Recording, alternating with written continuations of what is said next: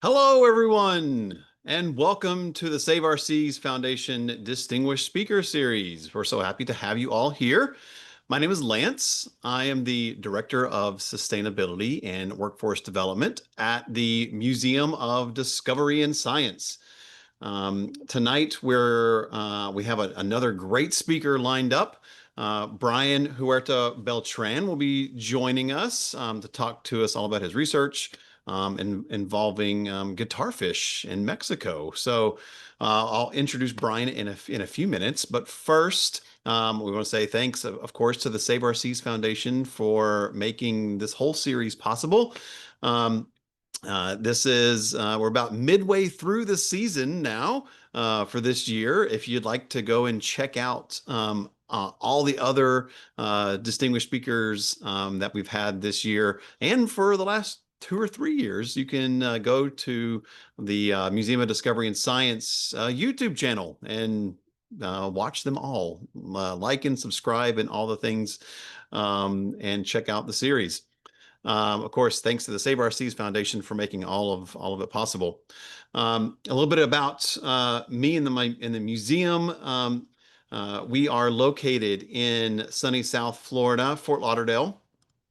To be specific, if you ever find yourself here, you're more than welcome to come and visit. Our mission at the Museum of Discovery and Science is to connect people to inspiring science.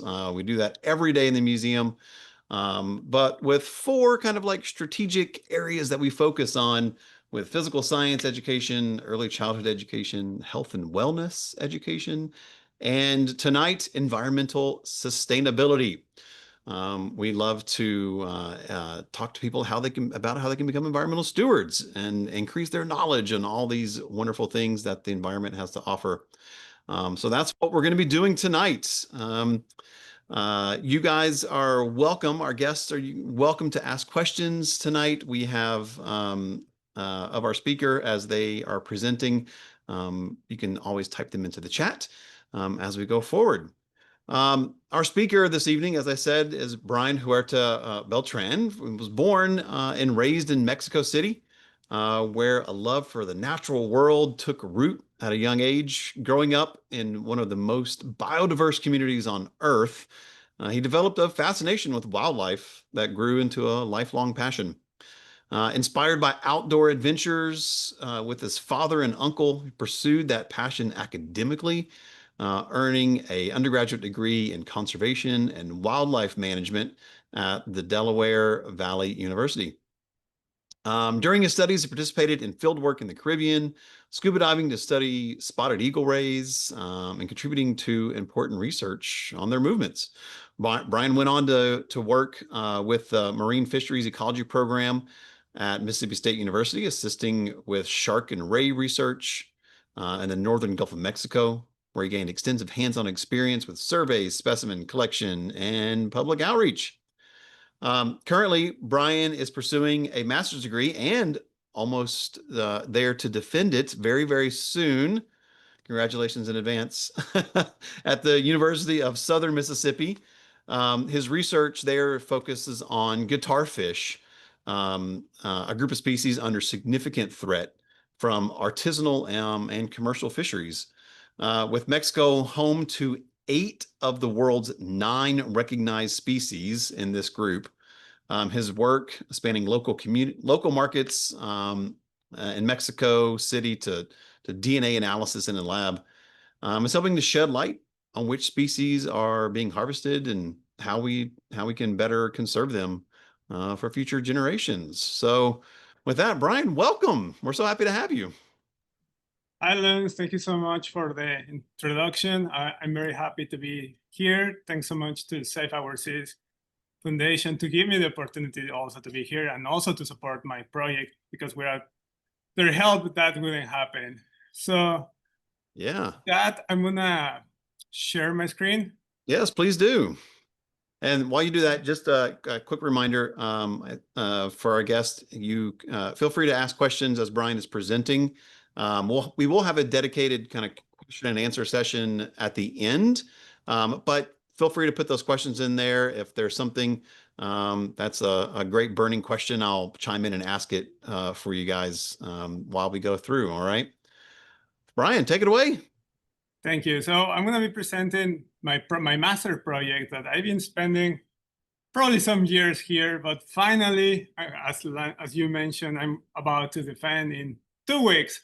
So it's been a little chaotic, but very happy to be here.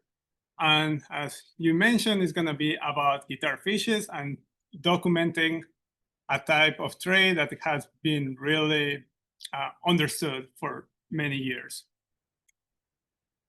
So before starting, I want to give you a really quick overview, and then so first I'm going to talk about modified batoids, which those comprises skates and rays, like about the early history of that type of trade.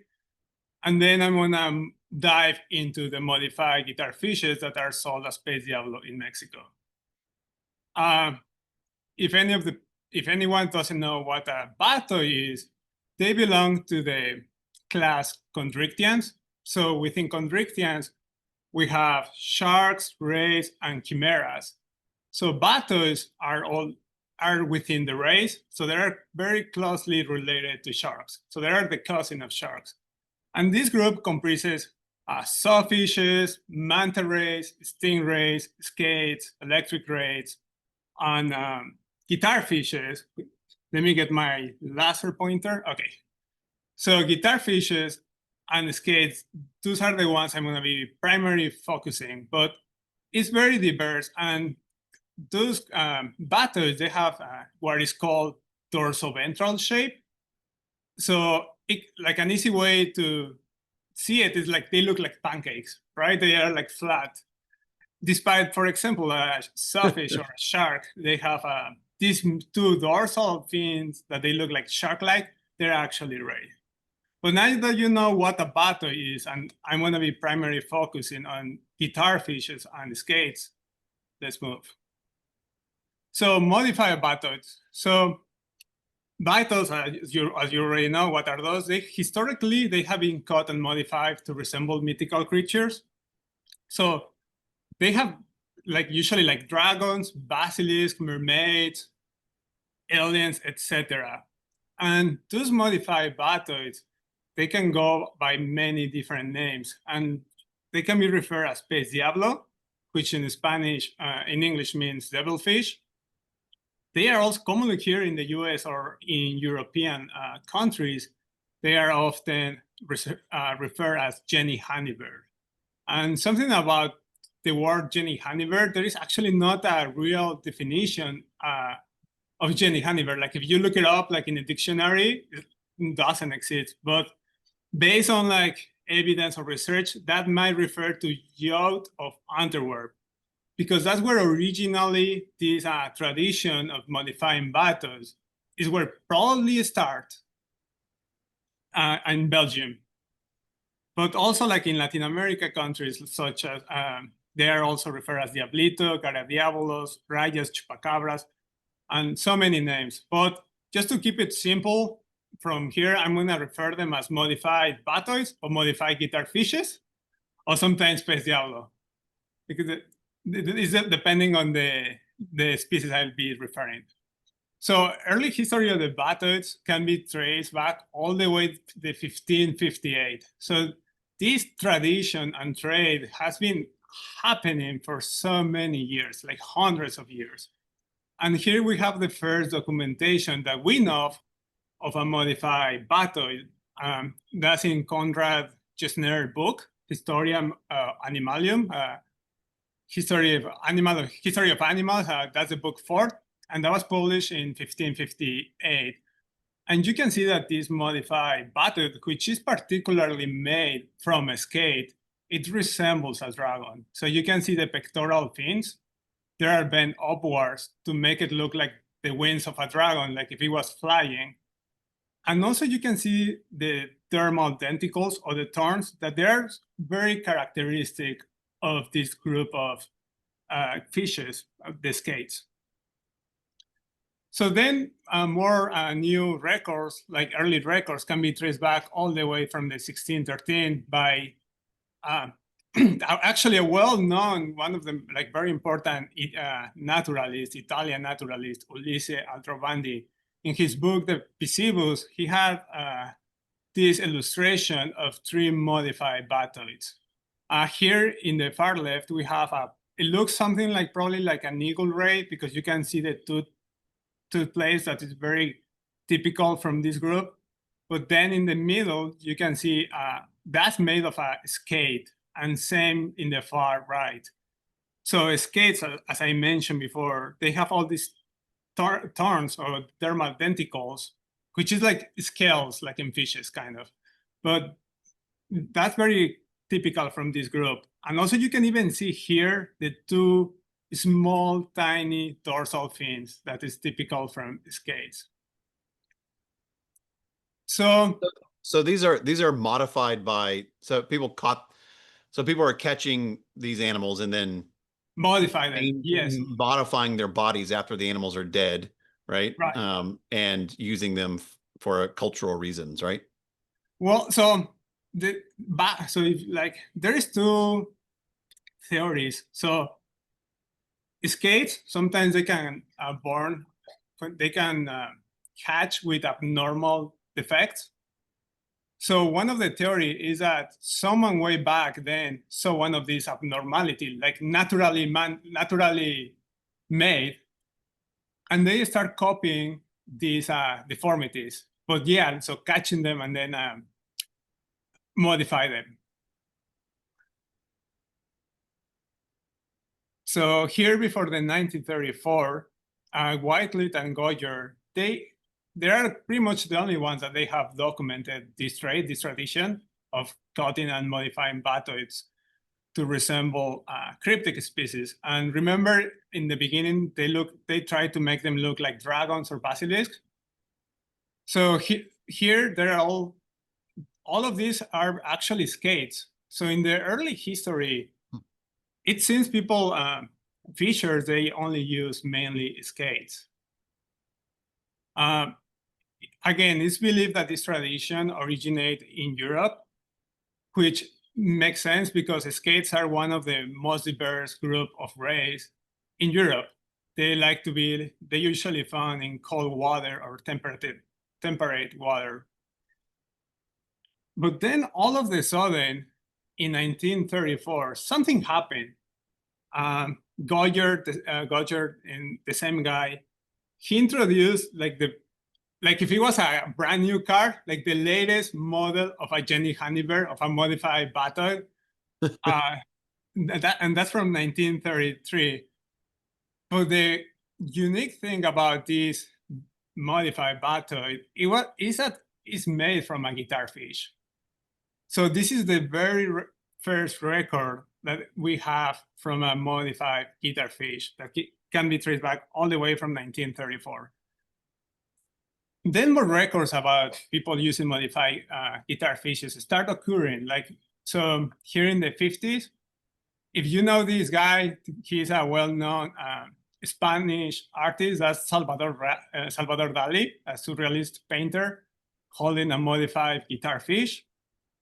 Then more records of modified guitarfishes appear that's from Mexico, and that specimen were brought to the United States and deposited at the Field Museum in Chicago.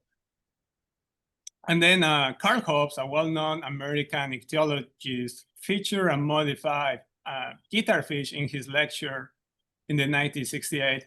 So all of a sudden, people, instead of using skates as it was before, now the guitarfishes start becoming like the norm.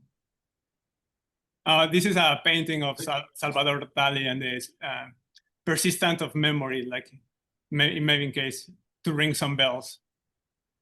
So between the 50s and from the 50s to early 2000s, at least like over 30 North American newspapers published stories about modified guitarfishes. And some of the titles are like just so funny. Like, for example, it's creepy, yes, but not chupacabra. Or residents solve the mystery of a fish. So mostly people start using these modified guitarfishes because to trick people, right? To make them look like they came from somewhere from a different planet, somewhere not from Earth. And something while I was doing my research, like looking at databases and newspapers, like all newspapers, for example, here we can see like they make reference to Mexico, like devilfish via souvenir hawkers in a part of Mexico for about $2. So that was way back in the, I think in the 70s. So Mexico started like ringing the name like as a probably like a key country to understand this type of trade and tradition. Some people have featured modified guitarfishes. So here, for example, we have a Puerto Rican, that book is made by Alfredo Garamendi. He published this book with modified guitarfishes, like you can see them clearly here, next to spaceships. And the title, the subtitle, it says extraterrestres que habitan entre nosotros. That means in English, aliens who live among us. So he claims like he was in Puerto Rico and he was attacked by these critters. And eventually people were like, that's actually not true. Those are modified rays. Some other artists, like in Indonesia, they have inspired, they have done like plastic figurines, like superheroes inspired by these modified guitarfishes. So the transition between skates and guitarfishes is not really well known, but what I can think of is that guitarfishes, they have this is called the oronasal region. So that's where the nerves, so like the nose, I guess, like the nerves and the mouth are together. They look more like human face, right? Like more like squinky eyes than, for example, an skate. And if you see if you remember from the early records, the ones I show you that from skates, they actually skates resemble more dragons-like and basilisks, while guitarfishes give the opportunity, the naturally morphology of the body of a guitarfish can be transformed more like a humanoid critters, more like human-like features. And I'm going to show you more about that.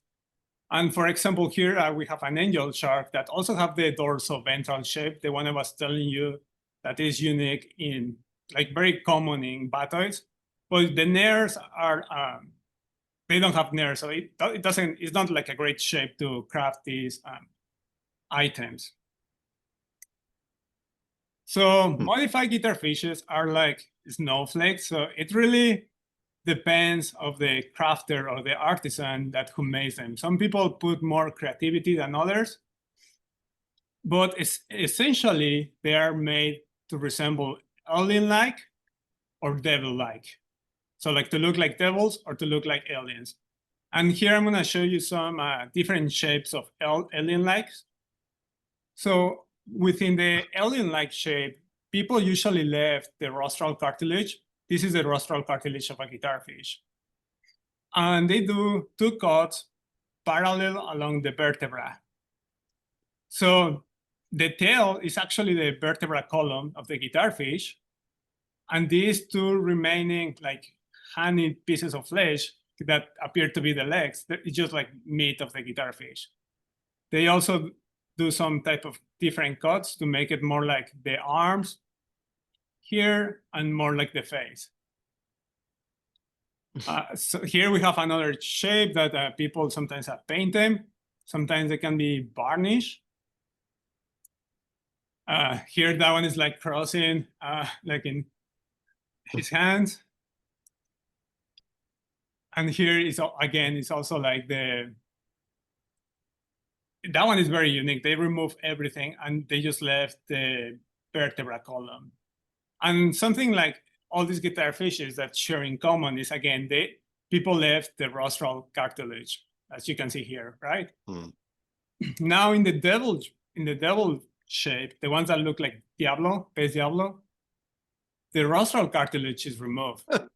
So to make them look like devils, like the horns, sometimes they left the rostral cartilage, but they made two cuts along the rostral cartilage. So you can see that here the rostral cartilage is still there, but there is 2 cuts here to make the horns.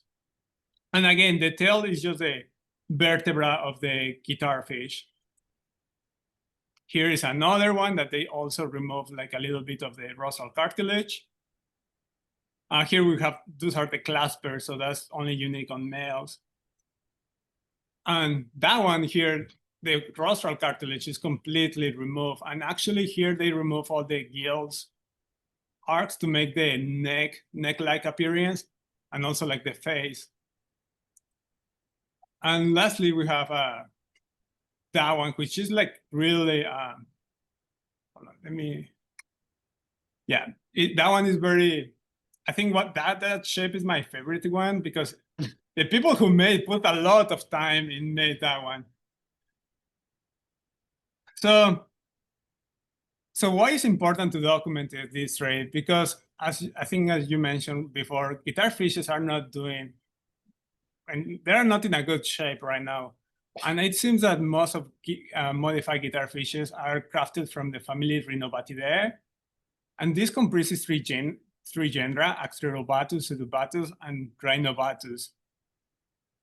However, more than half of those guitarfishes are listed as threatened. And as I mentioned before, literally there is really no documentation about the trait in modified guitarfishes. There is only these brief accounts that I was showing you, like in the early history, like through newspapers or like books, but nothing really has looked into the trait. And recently, well, not like 2 years ago, all the family Rhinobatidae were listed under the CITES, which is a convention international trait in endangered species of wildlife, fauna, and flora. So now what it means that guitarfishes are internationally regulated. And if you remember, guitarfishes, they are offered like as a tourist in tourist towns in Mexico. So now if people buy them from Mexico and then bring them back overseas, that's now illegal. That could be they can get into trouble. So again, according to the International Union for Conservation of Nature, more than half guitarfishes are threatened with extinction.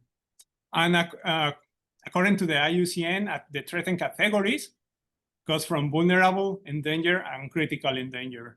So the categories start like a ladder. So it starts increasing, right? If the risk assessment, if they are more threatened, the risk is gonna be incremented until they get extinct in the wild. However, also a bunch of the species, they are either listed as data deficient or not evaluated. That doesn't mean that guitarfishes are either not threatened or they're doing fine. The problem is like we don't know how they are doing because there is not enough data to support the assessments.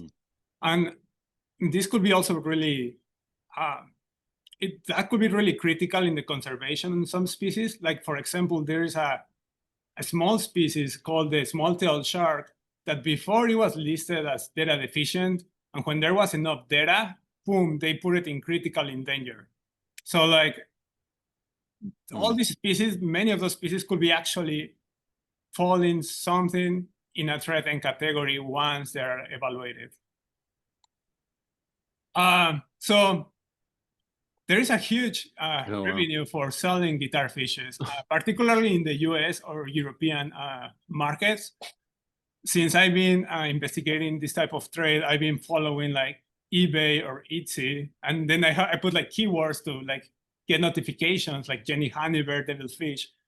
However, the prices go insane. They can be sold as much as $700, usually like 200, 300, and people buy them. Like I follow them, and like in 1 week or 2 weeks, they are actually sold.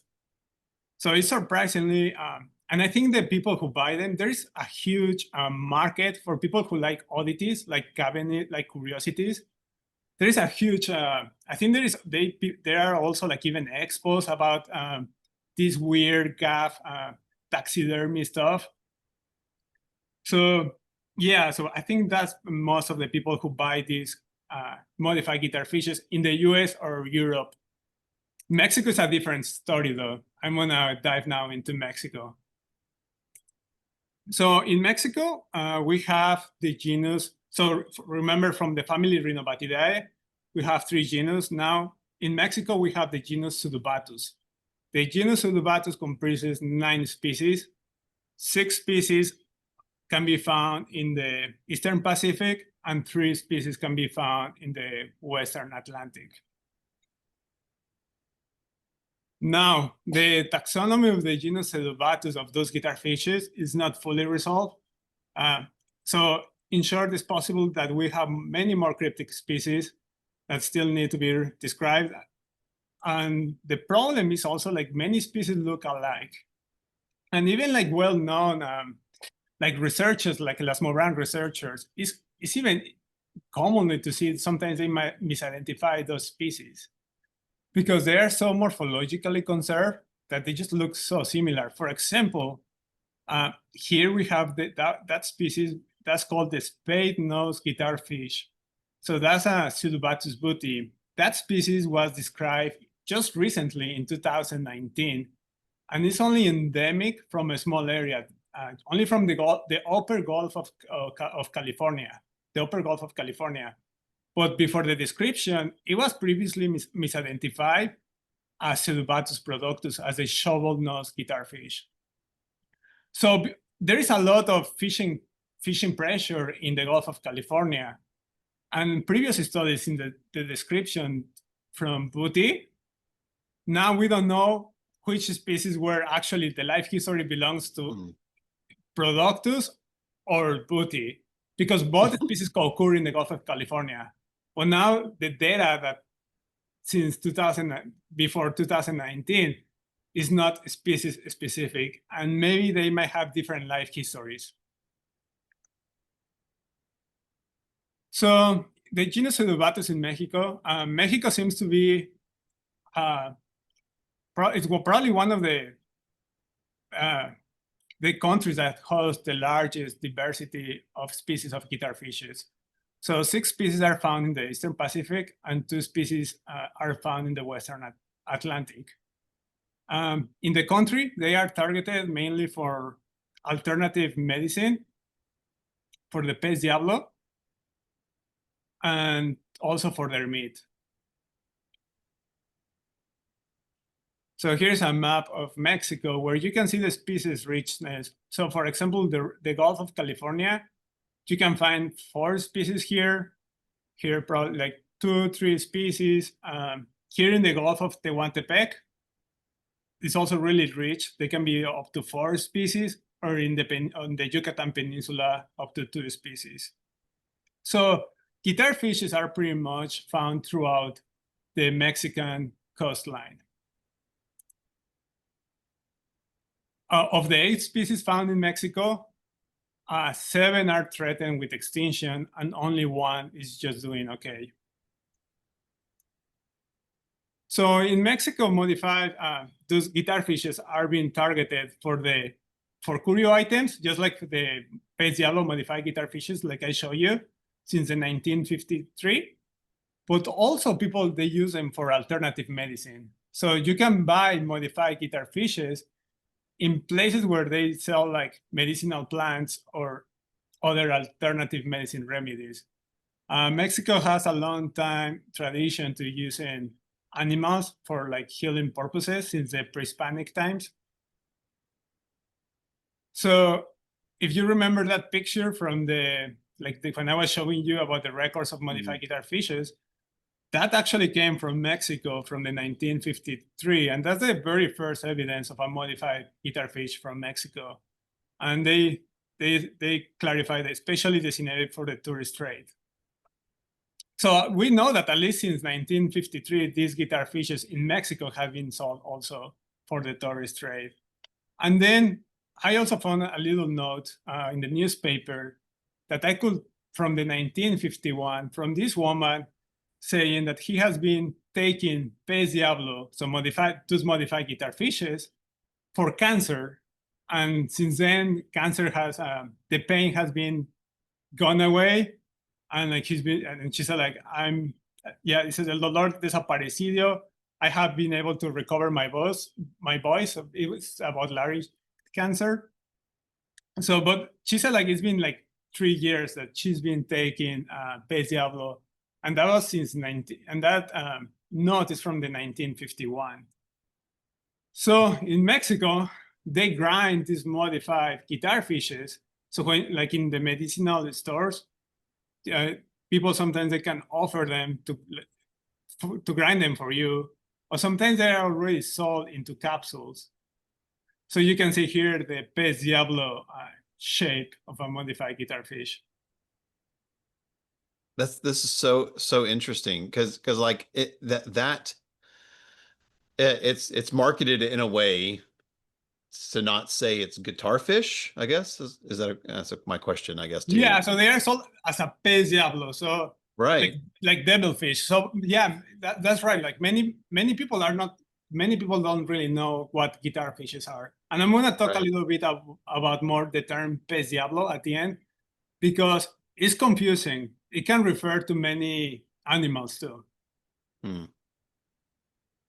It's just so interesting, like the marketing of it all, and like it's all like just like human created like thing, like that they're creating these images of these animals, and then totally selling them to gullible people, I feel like. Yeah, no, I mean that's right. It's like Right? sometimes it's Yeah. people that they are just desperate. Right. They tried other alternative ways, but yeah, that's right. So one of my projects it was to identify which species of guitar fishes are traded in Mexico City. As I showed you before, there are many species recorded in the country. So from 2021, 22, I collect like 33 Pez Diablo samples from Mexico, from like traditional medicine market stands, online traditional medicine stores. And also I was able to get a sample from that museum specimen, the very first one, the one in Chicago, the one I was showing you. I was able to get a tissue sample. So that was very, Oh wow, that's pretty cool. Yeah. yeah. So in case you don't know where Mexico City is located in central Mexico. So it's very far away from the nearest ocean. So Mexico City is a huge city, so it makes an interesting place to study pretty much like any wildlife trade, because there is like a lot of like a huge population. So probably there is more demand than other like coastal places too. So I collect, so of all the modified guitar fishes we obtain, I collect tissue samples, and I try to identify them to the species level, like based on field guides like Bigelow, Last, and Routledge, to see if it's feasible to identify them only using like morphology or like instead of genetics. So one of the characteristics I was looking at is that if you remember, like some species, they left the rostral cartilage on some Pez Diablo. So some species in the Western Atlantic, they have this feature that's called torbicoles. And here you can see them bigger. So they're like kind of like horns, like a little horns. But that feature is only characteristic in 2 species from the Western Atlantic. And also I was paying close attention for blue spots, because in the Pacific, we have a species that is called the speckled guitarfish that a characteristic is that they have these blue ocelli, like these blue blotches throughout the disc. So even in modified guitar fishes, you can still see them. Again, so that's the specimen from the Field Museum, the one like from the 1953. They were kind enough to take a picture too and send me the tissue sample. And you can see You can that see the species. spots. Yeah, you can see the spots here, the blue spots. So I was taking note of like any remaining visible features. So based on morphological characteristics, it seems that it seems like 61.8, like a majority of species there are either the freckled guitarfish or the chola guitarfish. So those species are from the Western Atlantic. And then a big percentage, it was also from the speckled guitarfish from the Pacific species. That's the one that has the blue spots. And these species are the ones that have the tubercles, but there is not a clear cut whether it's a freckled guitarfish or a chola guitarfish, because that characteristic can be found in two species. Then we have the only 2.9% of some species that I couldn't determine which species belongs to. So the next step I did to trying to identify my pez diablo sample, here you can see all the pez diablo sample with the different IDs. It was using genetics. And it might sound simple, and I thought it was simple, but it was more difficult than I thought, like since starting my project. So as I mentioned before, the whole taxonomy of guitarfishes is a whole mess. So in order to be able to identify them to the species level, I need to have a reliable genetic reference library in order to match them, right? So I have to create my own genetic reference library. And as right now, there are 9 species of guitarfishes distributed in the whole Americas. So thanks to many collaborators, like from Brazil, Peru, Ecuador, Mexico, and the US, I was able to collect all the species, like tissue samples of all guitarfishes, and they even took pictures for me, like dorsal and ventral pictures. So I was also able to confirm the species identification. So I amplified the mitochondrial DNA, like from the mom, the ND2, to able to identify modified guitarfishes traded in Mexico. I don't want to get you bored with the whole genetic process and the whole like data analysis, but just like the point here is that since those guitarfishes are like exposed to the sun, like really like they're like outside, exposed to the elements like bugs, water, the DNA can be like highly degraded. So in order to successfully amplify the DNA, I have to use protocols for historic specimens. So now skip all the data, all the genetic methodology, like all like I don't want to get you bored, but so what the genetics tell me, like based on my genetic reference library, is that in fact 61.8% they're from the freckled guitarfish, 61%. So a huge percentage are from that species. 35.3% are from the speckled guitarfish, and the one that it was unknown belongs to the spade-nose guitarfish. So here you can see, so the spade-nose guitarfish, so here we have Mexico City. So that means that guitarfishes are coming from the Pacific Ocean and from the Gulf of Mexico. You can see the distribution. For example, here we have the spade-nose guitarfish. That's the one I was telling you that is only endemic from the Gulf of California. And it's only found in this area. That's it. And we got a sample from that. So somewhere it came from here all the way to Mexico City. Same the speckled guitarfish, the one with the blue spots, can be found to the Gulf of California all the way to Ecuador. And the freckled guitarfish, that's from the eastern United States all the way to Nicaragua. So these 3 species that I found in my species composition from Pez Diablo, those are all threatened. They're all listed under vulnerable. So they are facing a threatened category.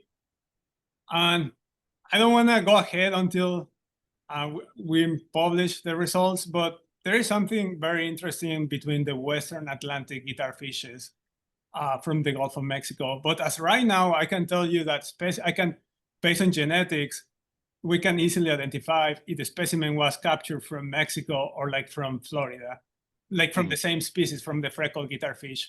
So if you see the distribution goes from the US all the way to Nicaragua. So based on the genetics, there are like 2 genetic distinct lineages. Yeah, so here is Mexico City. So that means probably that there is also maybe some conservation implications, but because as right now, that species is known to occur like throughout the whole Eastern Atlantic, then the Gulf of Mexico, and then Nicaragua. But some taxonomy needs to be resolved in the future. So to conclude this, with the genetic reference library, once I publish, it's going to be available to hopefully other people can use it from different parts of the world and where guitarfishes are found to be able to identify guitarfishes products. Because it's not just only the Pez Diablo trade or the modified guitarfishes. It's also there sold for the fins or for the meat, mostly for meat. So having a good reference library, people can identify products to species specific, and having species specific information is very important for conservation and management efforts. Because as I mentioned before, some species, they have like more, like the fecundity, like they have more pups than others.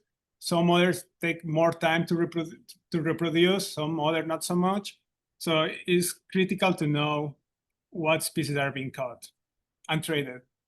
And lastly, there has to be some awareness, like particularly in Mexico, because many people, like general public, when you mention Pez Diablo, they also think they can be is from that one too. So Pez Diablo can be referred to both, but sometimes like sellers, when they buy them like for medicinal purposes, they might thinking that, oh, that's a medicinal species, but no, it's actually the guitar fishes. So some awareness that modified guitarfish is sold as Pez Diablo for alternative purposes, for medicinal purposes, they're all threatened with extinction. So if you want to see more news, and hopefully I'm about to finish, hopefully soon, defend my master thesis, and I'm going to make sure to publish my results, my findings. So stay tuned. You can find me my profile at Safe Our Seas Foundation. And I would like to thank all my primary advisors, all collaborators, because as I mentioned before, it took so much people to being able to build that genetic reference library. So without them, it wouldn't happen. And all my funders, Safe Our Seas Foundation, particularly for supporting this project. And my lab, which is the Phillips lab. Thank you. Wow, it's such an interesting topic. It's unique for our series, and to have such an interesting way to show the species, right? Yeah. Yeah, and do you have any inkling as to like why they started doing? I know you said like it was like way back in the 1500s, like it was the first ones, but was it for some sort of like cultural thing, reference, or has it always been let's make it look silly so we can sell it to the tourists? I think the main reason was like, let's make it silly to sell it to the tourists. And then Yeah. people start like, since it kind of look weird, it's like a magical item. Let's sell it also like a magical item in Mexico as an alternative medicine, or like people that are desperate to find other alternative. Wow. Yeah, that's interesting. It shows, I think, an interesting thing about humans and our ability to see things that aren't necessarily there, right? Yeah. That's cool. And as I'm looking through these species, and you were able to take a genetic sample from the species at the Field Museum in Chicago, and that's a relatively old specimen, right? Is there any way to date the specimens that you've collected from like the market? Is it like old versus new? Can you see fresh specimens still being in the markets and things? Yeah, that's actually a great question. So unfortunately, from the Field Museum, we don't have like we only know that it was captured previous 1953 because that's when it was reported. Right. Because specimens, they don't come with any data.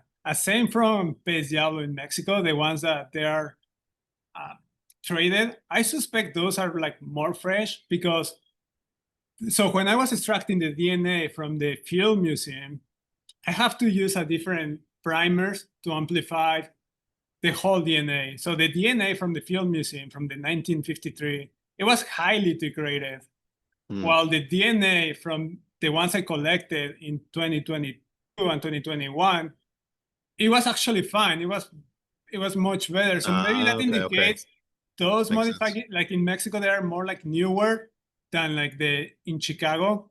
Like it was like really visible, like noticeable. You could tell it was older by the degradation of Yeah, the DNA. yeah. I Yeah. have to use like That's different an primers interesting there. way to do it. Yeah. But also there is no correlation though. Like it really depends how the specimen is preserved, because you can have a new pez diablo from 2022, but if it is exposed like in the sun and the rain, humidity, it's gonna destroy the DNA. So it's gonna be really bad. So I think I think the quality of the DNA is more related of how the specimen was stored. But yeah, unfortunately, there is specimens, they don't come with any date, any data. Of course, like, that's part of the thing, right? They don't want you to like know the exactly what it CSI, is, right? trying to identify like what species belongs to. Right. This pez diablo was caught here, and this like. Yeah, Yeah. and No. as I mentioned, in Mexico, they're caught in Mexico City. They're coming from both ocean basins, Right. from the Pacific and the Gulf. That's interesting. We have a few questions coming in from our guests. Those of you that are tuned in, please feel free to ask questions in the chat. You can send your messages directly to me, and I'll ask them.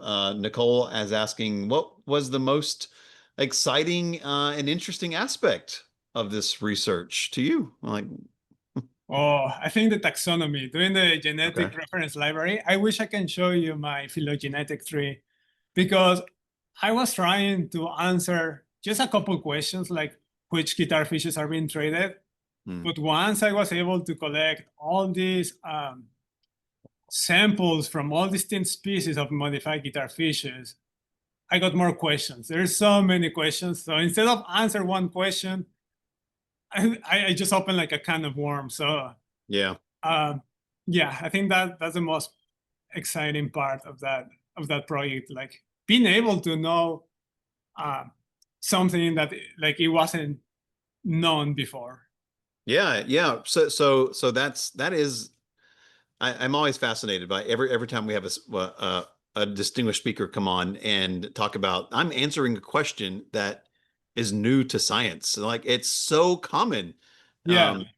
We often think that all the questions have been answered. Like we know everything, but that is totally not true. Especially with elasmobranchs, with cartilaginous fish and the ocean. There are so many unanswered questions.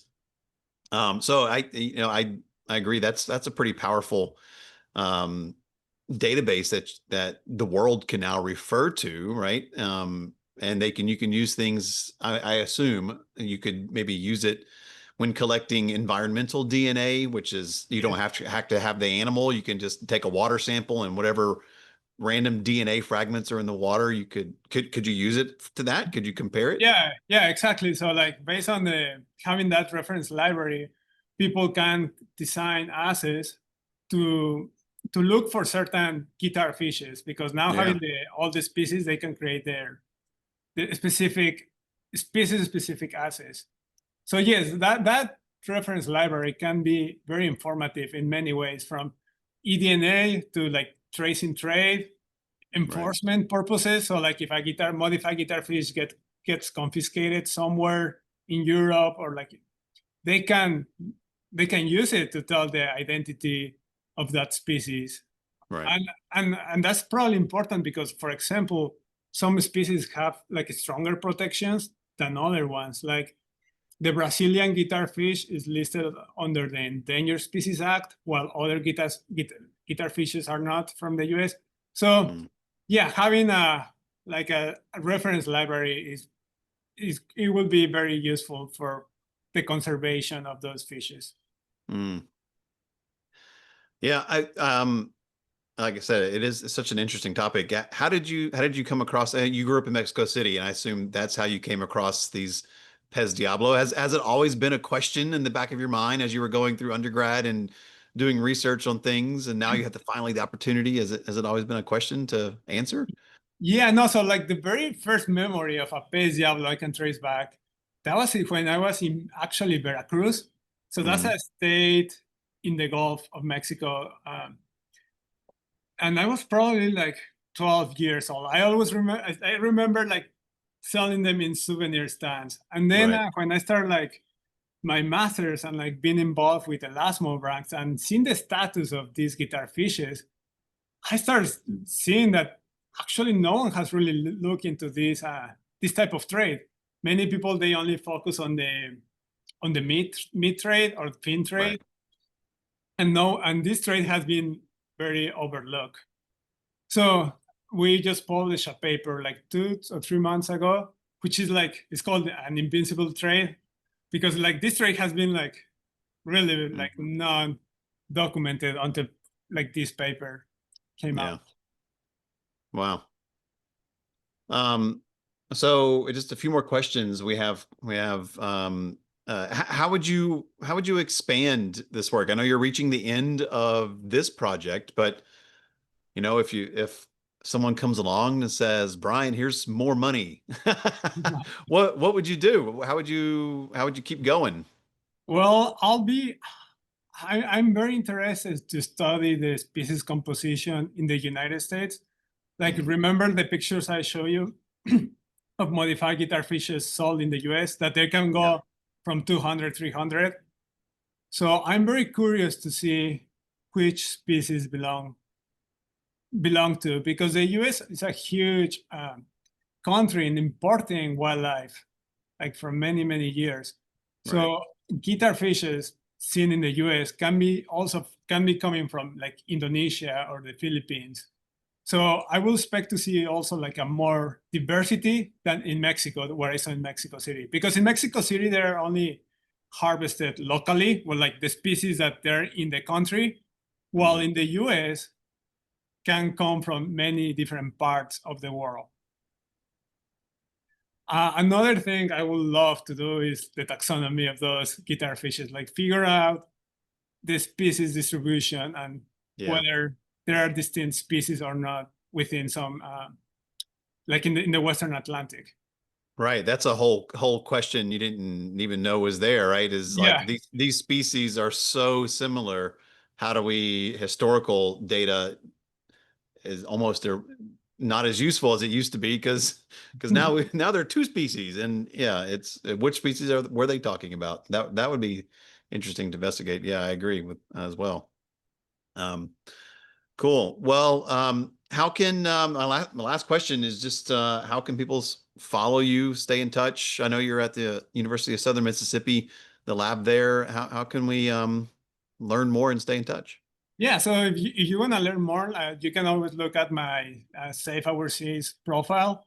I'll Yep. be I'll be writing more blogs about my findings of the modified guitarfish trade in Mexico, and then also the genetic reference library. I'll make sure to keep updating these blogs too. Great. Yeah. Yeah, and I'm glad you mentioned that. The Save Our Seas Foundation website is fantastic. It has profiles on Bryan, of course, but then on also all of the All the research. researchers Yeah. and educators and conservationists all over the world.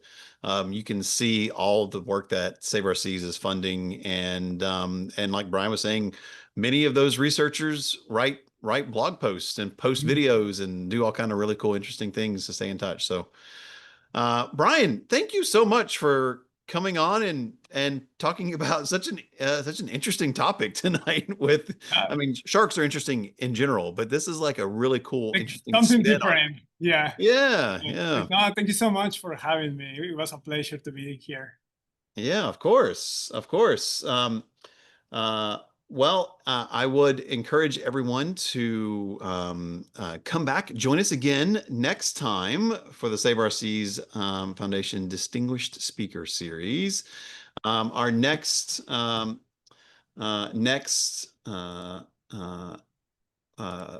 will be on October 16th. Sorry to pull it up there. Yes, October 16th, same time, 6 p.m. Eastern to 7 p.m. Eastern. We're gonna be celebrating International Sawfish Day. Hey, you know a little bit more about sawfish now, right? They're in the batoid group, Yeah, right? yeah. International Sawfish Day. We'll be celebrating with two researchers this time. Ashley McKenzie Doughty.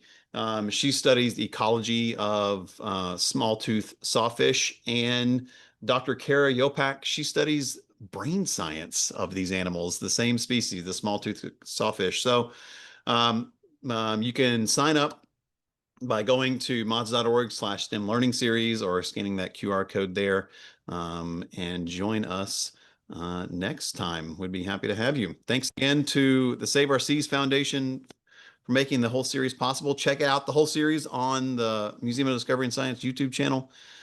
And we'll see you next time. Thank you, everyone. Thank you. Thank you, lads. Take care. Have a good one. Yep. Thanks, Brian.